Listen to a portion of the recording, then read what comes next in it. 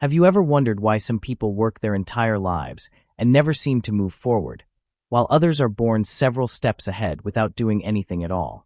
Is it really about personal choices and effort, or is there a larger, invisible system shaping your financial destiny? The first truth is simple. Wealth in our world is not distributed evenly. Not even close. Roughly half of all global wealth belongs to the richest 1% of people, while the bottom 50% of humanity owns only about 2% of the world's assets. This isn't fate. It's the result of how the financial system is structured, and that system was built long before you were born. Think of the economy as a racetrack. But not everyone starts from the same line. Some people begin the race with a high-performance car and a full tank of fuel. Others start far behind on foot, with no map and no support. This isn't a moral judgment. It's what economists call economic mobility, a measure of how likely someone is to rise above the social class they were born into. And in many countries, the odds of escaping poverty are so low that hard work alone simply isn't enough. But if some people stay poor even with effort, why do the wealthy continue to get wealthier? Because once you reach a certain threshold, money stops being something you work for and starts being something that works for you. Wealth behaves like a snowball. Money generates interest. Interest becomes more money. That money becomes investments. And investments produce even more money. In other words, the rich are able to earn money even while they sleep.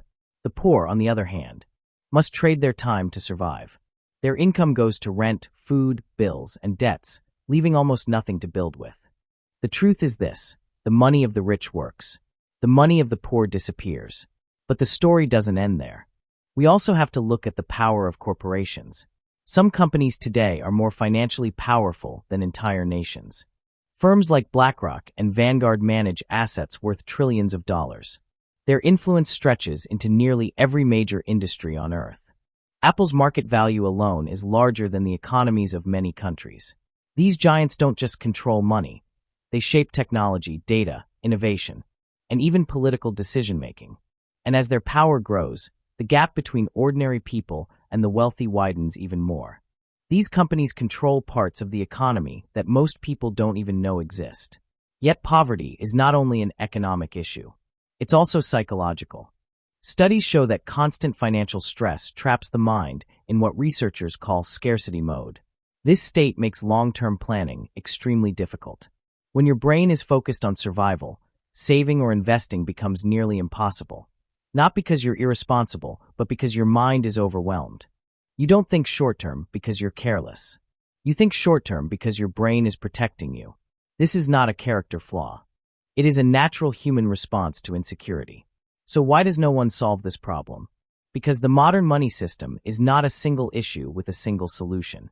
It is a tangled web of global corporations, national policies, technological change, social inequality, and human psychology. No one person, no single government, and no single generation can fix it on their own. That is why we call it the money problem nobody solves. Still, there is a way forward, and it begins with awareness. Understanding how the system works gives you power. Recognizing the rules of the economic game helps you make smarter choices within it. You cannot control everything, but you can control how much you understand. This video is not about blaming individuals. It's about shining a light on the bigger structure most people never see. So let me leave you with one question. Are you poor because of your own mistakes? Or because you were placed inside a system that was never designed for everyone to succeed? The answer might be more complicated